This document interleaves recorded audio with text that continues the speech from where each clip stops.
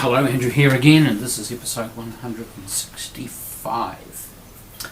We're starting a new part at the moment where Jesus is quietly climbing into the Scribes and the Pharisees. And this goes for the whole of this chapter, and we have 7 woes that he's pronouncing. Today we're looking at the first 2.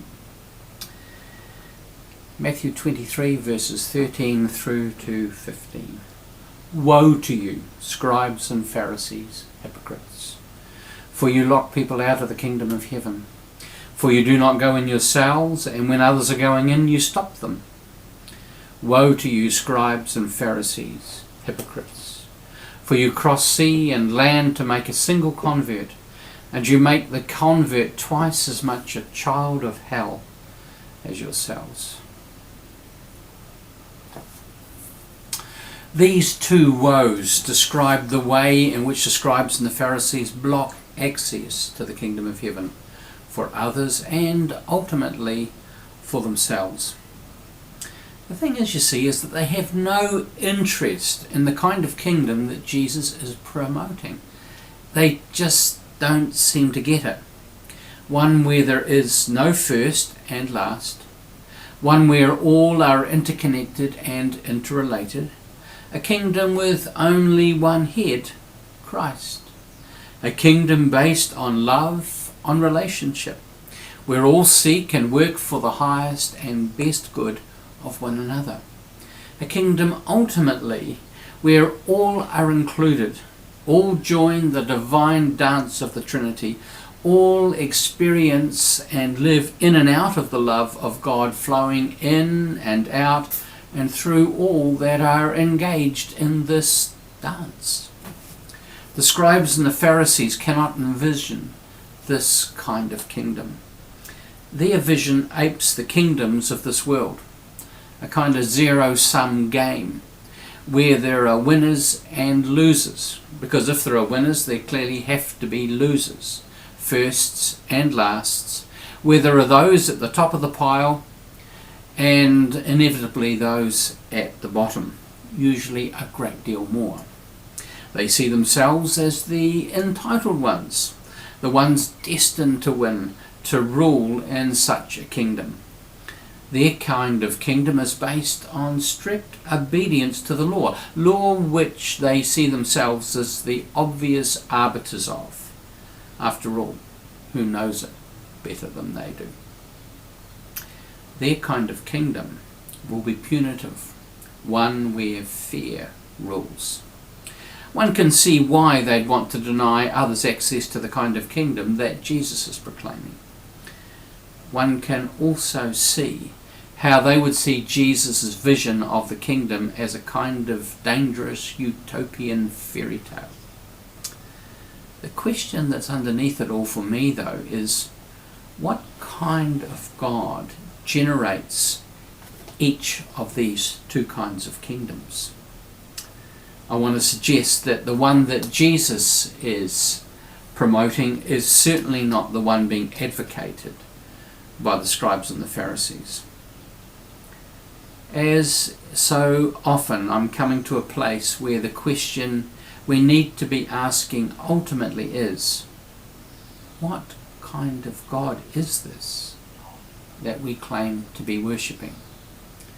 Because in fact all these things feed into that question. They all spring from that question.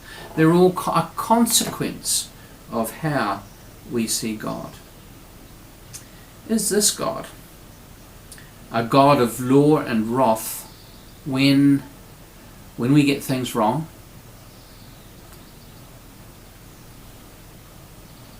I'll run that again. Is this a God of law and wrath when we get things wrong, who's out to punish? Or is this God a God of love, generosity and forgiveness, who has demonstrated that love for us in sending Jesus? Surely that's what he was about. See, how we see God will profoundly affect how we see life, how we live life, and how others experiences us in the relationships that we share with them. The worldview, The worldview of God that's espoused by the Scribes and Pharisees has a certain toxicity, I want to suggest. I know because I lived under it for decades, and it caused me a great deal of grief. As I've already said, their worldview and their understanding of God is one based on fear. Fear of judgment, and ultimately fear then of punishment. They are, I'm going to suggest, as Jesus suggests, the gatekeepers of hell. And it doesn't need to be a future hell, the image that we see of a fire that never goes out, with the burning of sulfur and the grinding of teeth. It doesn't need to be that kind of eschatological vision of hell. It can be one that people are living in right here and right now. I've been there. I may have only lived in the outer courts, but I've been there. And I've walked with others who have also experienced it, and some much more deeply. It's a place of darkness, of misery, of hopelessness, and ultimately of terror.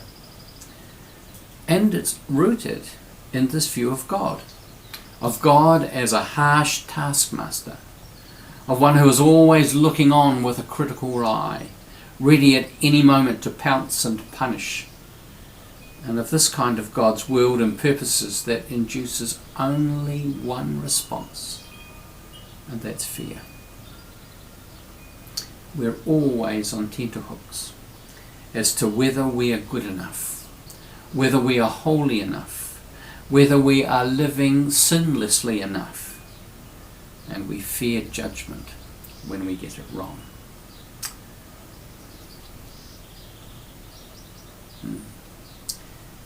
And why would we describe this as good news? Seriously? For anybody? Because this worldview is still the predominant one in the Christian church, certainly in the evangelical Christian church that I'm part of. It's the predominant worldview, and it hardly sounds like good news. The tragedy is that they are trying to recreate people in their own image. That's what they're doing. This is what Jesus is saying. You go to great lengths to bring people into your understanding, into your vision of the kingdom. And hence his assertion that they are making their converts twice the children of hell as themselves. Where else are their converts going to go? Of course they're going to embrace the worldview that they have been introduced to. Finally, it's easy to imagine that these words are said by Jesus with some venom. Woe to you, scribes and Pharisees, hypocrites. Yet, as I've looked, the word used for woe has a sense of grief about it. I want to suggest not just grief for the scribes and Pharisees, but also grief for Jesus. He experiences grief.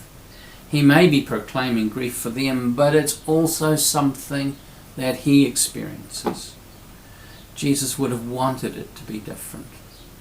Jesus would not want to be saying these things. It would give him no satisfaction, just a profound sense of sorrow and sadness.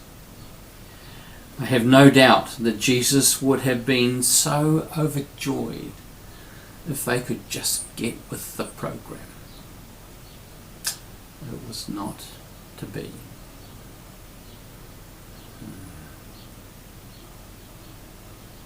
There's an opportunity, there's an invitation here for us as well to review our worldview, to see which camp we find ourselves in. What is it that's claiming our energy, our attention?